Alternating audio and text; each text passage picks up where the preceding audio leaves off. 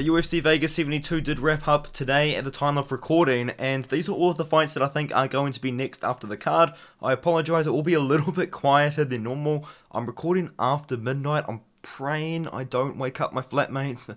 But yeah, these are all of the fights that I would make, and I think the UFC will probably make as well after the card. So obviously you saw Yadong Song get a massive win in the main event, got a finish, dominated the fight, probably deserves a spot up the rankings, because you do have to look at the rankings when it comes to these kind of fights.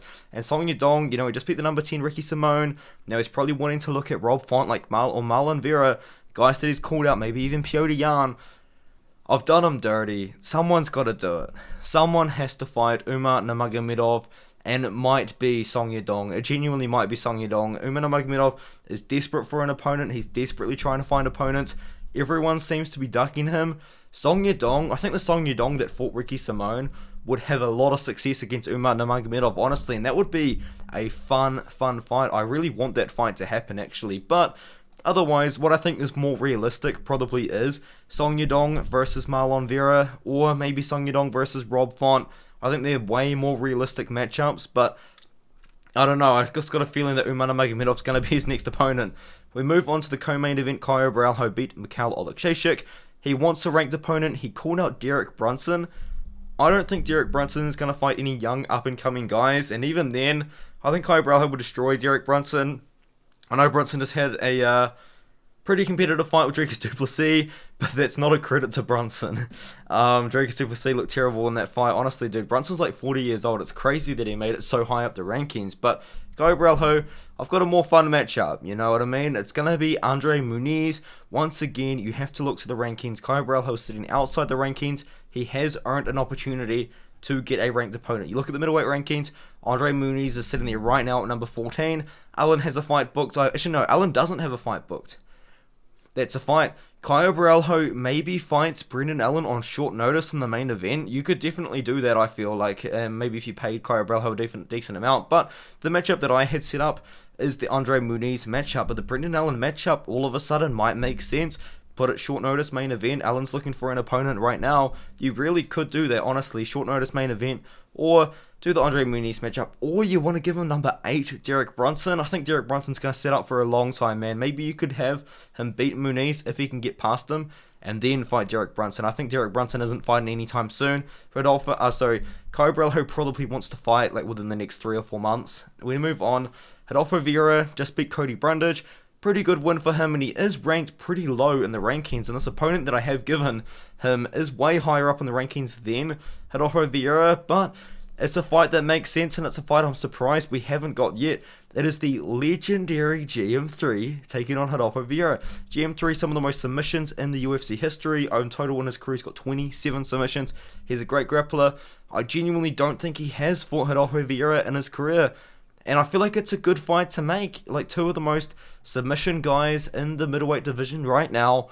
I think that would be a fun fight. I think that would be a fight that would make a bit of sense as well, would it not? I think that's quite good. I think that's a good matchup that I've made up there. And my camera's way too low. It falls down. It's really annoying, but whatever. We will move on. Fernando Padilla beat Julian Erosa. Now, this opponent that I've given Fernando Padilla, stylistically not a good matchup. Rankings wise, it's not really a good matchup, but you've got to understand, Julian Erosa was ranked number 20. He was ranked number 20, and Fernando Padilla just come in there and beat him in the first round. So you actually have to give Fernando Padilla a guy that is around that guy in the rankings. You actually have to respect the UFC rankings with this matchup, so I have. This opponent here, Bill Algeo, he's sitting around number 30 in the rankings. He just won over TJ Brown recently. He lost to Andre Fili, who was sitting around number 25, thereabouts. I think that this is a fight, man. It is a fight, but I think it's a good one too. I think you could do this on a fight night, maybe in front of a crowd, maybe in the Apex, I don't know. But I think it's a fight that makes sense. I think Bill Algeo did call someone out in his last fight, but if you're not going to do that, you could do this. Bill Algeo versus Fernando Padilla. Makes sense rankings-wise, probably makes sense schedule-wise as well. Both guys didn't take too much damage. Both guys fought recently as well. We now move down to Marcos Rogério de Lima. Bear with me on this one, because it's going to take a lot of explaining. It is not who you think it is. You've got to look at the heavyweight division. There is 35 heavyweights in the UFC division, which is cool, but you go to Marcos Lima, number 17. He's already lost to Romanov. He's already lost to Ivanov. Sakai's not on the roster. Daukaus is fighting at 205. Jailton Almeida's already got a fight booked way up the rankings. Rosenstrike has already got a fight against Jailton Almeida. You go down the rankings, he just beat Waldo Cortez Acosta. He's already beaten Andrei Arlovsky. It's a mess. It's an absolute mess. You could do Martin Buday versus Marcos Rogério de Lima, but I've got a way better plan for Marcos Buday. You'll see. You'll see and you'll understand. So what I've actually done here is I've given Marcos Rogério de Lima a massive leap in the rankings, but it's because UFC probably want this guy to win. The guy that I've got the matchup made, and it is going to be Derek Lewis. Derek Lewis is ranked number 11 right now in the UFC rankings. He's on a 3-fight losing streak. The UFC will want him to win because when he wins, it's by knockout. When he wins, it's viral. And also, he's a big draw. He's one of the bigger draws in the UFC heavyweight division right now. And at one point in his career, he was probably one of the biggest draws in the UFC. But he's not anymore. He's on a losing streak, you know what I mean? And I feel like you could put this guy in a UFC 292 spot, UFC 293, around that top period, maybe on the main card against Rogério de Lima. I know Derek Lewis will be all the draw, but Derek Lewis is 38 years old, man. We can't be giving him up-and-coming guys. Marcos Rogério de Lima is 37 himself. I think he would want that fight. Derek Lewis is a massive name. I think that's a fight that makes sense as well, personally. It takes a bit of explaining, but when you really look at the rankings, you do look at the heavyweight rankings right now, there's no fight that makes sense. There's no fight that makes sense unless you wanted to do Buday versus de Lima, but that's boring and that's also lazy, and that is not what I have in plan for Martin Buday, and you will see that very, very soon. Trey Waters just beat Josh Quinlan, took him on short notice. Great win for Trey Waters. You have to reward that kind of thing, because when you do something for the UFC does something for you. And I've got a pretty good matchup for him, man. I think Trey Waters should fight Kenan Song next. Kenan Song versus Trey Waters would be a fun fight. Both guys are massive for 170 pounds. They're both huge for the weight class. Kenan Song also fought like a guy with a somewhat similar style. I guess you could argue against Ngari, so he probably wouldn't mind this matchup. He also knocks down Ngari, so potentially he could knock out Trey Waters, because Waters is more hittable than Ngari. And Kenan Song's probably wanting to get in there around this sort of time period that Trey Waters will be wanting to make his return. And on top of that, UFC is rumored to go back to China later on this year. I don't know how later on. They're also rumored to go to South Korea. You could do the fight there as well. I don't really know.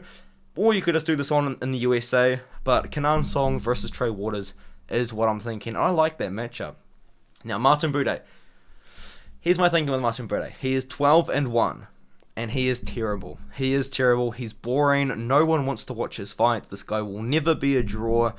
This guy, I don't think this guy's ever going to crack the rankings at heavyweight either. I could eat my words. When Buday made his UFC debut and he was up and coming, I thought Buday was going to be something special.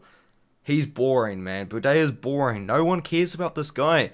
So let's use that very nice 12-1 record to build a more exciting and more up-and-coming fighter. If Waldo Cortez Acosta won, it would have been him versus Martin Buday that I made, but there's a fighter that it really wants to be on UFC 290.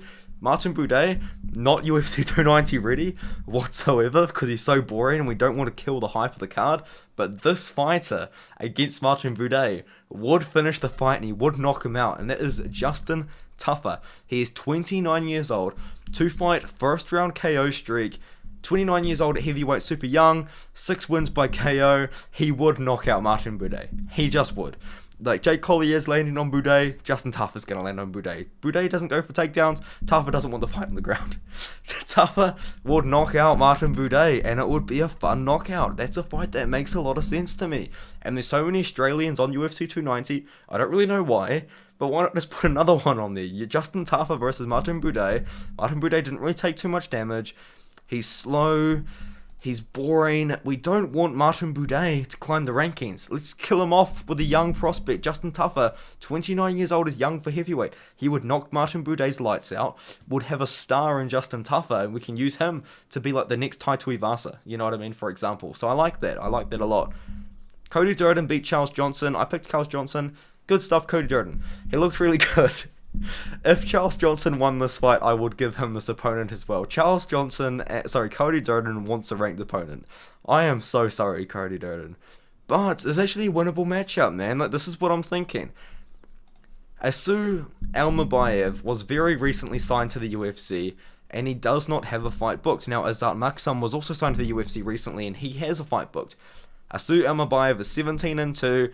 He's a great fighter. He's never really been tested by anyone like Cody Durden, unfortunately. Dog, man. I like Tapology so much more. But, Asu Almabayev, good matchup. I like it a lot, actually. I think that's smart. Asu Almabayev versus Cody Durden. The winner of that fight can get a ranked opponent, or you could be nice to Cody Durden. Hey, Cody Durden, you can have the number 15 ranking spot, but you've got to defend it against debuting Asu Almabayev, who we just signed recently, and we think could go pretty far. There you go, Cody Durden. Fight Asu Almabayev, and then after that, mate, top 10. Like, you're doing the UFC a favor, you're going up the rankings, man. I mean, do I think he could beat anyone in the flyweight division? In the top 10 right now, am I getting a little bit over-exaggerated?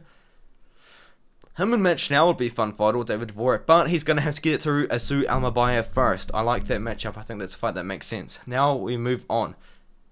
Irina Alekseeva won. This is another one. You got UFC's bantamweight division is pathetic. It's pathetic. It's terrible. Look at the rankings, the official rankings. I don't think you guys can see. You can see. Okay, number 15, Chelsea Chandler, women's featherweight. Josiane Nunes, women's featherweight. Norma Dumont, never fought at bantamweight in her career, I'm pretty sure, women's featherweight. Julia Avila, I was going to match her up with Julia Avila, but I've matched people up with Julia Avila in the past, and she just doesn't want to fight. Misha Tate, yeah, makes sense, then you move on, makes sense, but dude, the 11 to 15 in the women's official rankings makes no sense, and then you go to women's bantamweight rankings, the unofficial rankings, they've got 19 fighters on the roster. Like, I do know that fighters have been signed since then, but there's less than 25 fighters on the roster. Like, what are we going to do with women's bantamweight? And I do not want to send Irina Alekseeva to women's 145 pounds, because my mission is to get rid of that division. Women's 135, 125, and 115. That's what's good. Women's 145, it doesn't need to exist. The women's 135 pound division has 20 fighters in it. Like, we can't be going for more divisions when we don't even have enough women's bantamweights. So Irina Alekseeva, she beat Stephanie Eger, big underdog. I put $5 on her, and I won 45 because she's plus 800 inside the distance. So thank you for that, Irina Alekseeva. I actually really appreciate that. But Lucy Pudilova recently fought Jocelyn Edwards, and she was robbed. I did pick Jocelyn Edwards, and I'm happy I got the pick right, but it was a bad decision. Lucy Pudilova will want to fight sometime soon, and I think a fight with Irina Alekseeva makes sense. It really does. Lucy Pudilova's probably on the verge of getting cut again from the promotion, and Irina Alekseeva's on the come up. So I think it's a very winnable fight for Lucy Pudilova. I don't rate Irina Alekseeva whatsoever, but hey, you got to do what you got to do. Lucy Pudilova versus Irina Alekseeva, I think that makes a lot of sense. Marcus McGhee come in against Joni Newson, and he fought on short notice, and he won on short notice, and he had a very, very good debut on short notice. So you've got to reward that kind of behaviour, and the way that we're going to be rewarding Marcus McGhee, you see a little evil smile on my face. It's not evil, it's actually really nice, but Marcus McGhee, I saw him interview, he wants to fight 2 more times this year. That means he probably wants to fight someone within the next 3 or 4 months, you know what I mean, realistically. So the reward that I have actually got for him is actually sending him overseas. You get to fight overseas against Kyung Hyo Kang. Now, this is a rumour. Once again, it's rumoured that the UFC is going to be going to South Korea for the Korean Zombies retirement fight, potentially against Max Holloway or Giga Chikadze. And if they're going to be doing that, they're going to be having South Korean fighters on the card. Kyung Hyo Kang is ranked very highly in the bantamweight division. Very highly. He's ranked like number 30 or something ridiculous. But out of 70, by the way. Like, out of a lot of fighters. Not just out of like 40. Kyung Hyo Kang, he's 35, he doesn't fight very often, he is a striker for the most part, like he struck with Dinar Bakare for 3 rounds, you know, he's got a lot of submissions, but yeah, maybe I lied a little bit, I did lie a little bit, he's not really a striker for the most part, but it's a good matchup, man. I think Marcus McGhee would win it as well, against Kyung Hyo Kang, who's a veteran of the sport. You can send Marcus McGhee, say, hey Marcus McGhee, you guys did us a massive favour by fighting on short notice, we'll give you Kyung Hyo Kang, which is both a winnable matchup, and a massive spike up the rankings from Joni Newsom. And on top of that, you get to fight overseas in South Korea. You get a holiday. You know what I mean? Like, I don't know much about Marcus McGhee, but maybe he's never been overseas before. This could be like a massive opportunity for him. So, that could be cool. Maybe Marcus McGhee wants to fight Kyung Ho Kang in South Korea. Who knows? Or you gotta do it in the US. Kyung Ho Kang could fight in the USA if he has to, but that's kind of my thinking there. There is other matchups you could do, but yeah, I kind of like that one the most, really. I think that one makes the most sense. Now, Jamie Lynn Horth fought Hayley Cowan. She fought her at 135 pounds, sorry. She was smaller than Cowan. I don't know if Jamie Lynn Horth wants to continue fighting at women's 135. I feel like the UFC probably secretly wants her to continue at 135 because they've got none. But, it doesn't really stop anything, man. I think she's going to fight at 125. I think she's going to come back down to 125. She's fought her whole career at 125. I think she wants to fight at women's 125 as well. I've given her a really bad matchup, but if you do look at the rankings, there's a lot of fights that have been made. There's a lot of fights that don't really make sense because they're young, and you don't want to use Jamie Lynn Horth, who's like 33 years old, to kill off a younger prospect. Because I was looking at a lot of matchups, and Jamie Lynn Horth, I was looking at them, I was like, man, like these opponents that I want to match Jamie Lynn Horth up with, like 25, 26 years old, and Jamie Lynn Horth will probably beat them. And then you've just kind of killed off a prospect with a 33-year-old female fighter who's probably going to retire in 3 years. So, Karine Silva versus Jamie Lynn Horth, 6-0 with 5 finishes versus Karine Silva, 15-4 with 15 finishes. Karine Silva wants to fight soon. She had a fight cancelled recently with Priscilla Cachoeira. You could probably get away with putting this fight on UFC 291 as well. Because Jamie Lynn Horth is from Canada, I don't think she took too much damage. I think she's probably willing to get back in there soon. So Jamie Lynn Horth against literally anyone at 125 or 135 on UFC 291 probably makes sense. If Tapology's working, which I don't think it is, I want to kind of know what is the state of that card right now. Oh god, does Sherdog have it? I don't actually know. I don't really know how Sherdog works, man. It doesn't. UFC 291. UFC 289, sorry, not 281. Jeez. How many fights are on there? There's 14 fights. Wait, UFC 289's done? It's all over? Oh, that's a really bad pay-per-view. Oh, God. Chris Curtis is in a featured fight of a pay-per-view. Oh, God. This is a rough one, boys. Oh, this is a bad pay-per-view. Oh, God. The prelims aren't even good. That's a really bad pay-per-view.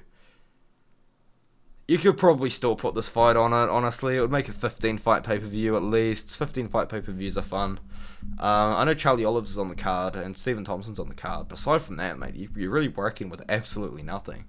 But yeah, let me know what you think in the comments below. And I'll see you in the next one. Thank you for watching.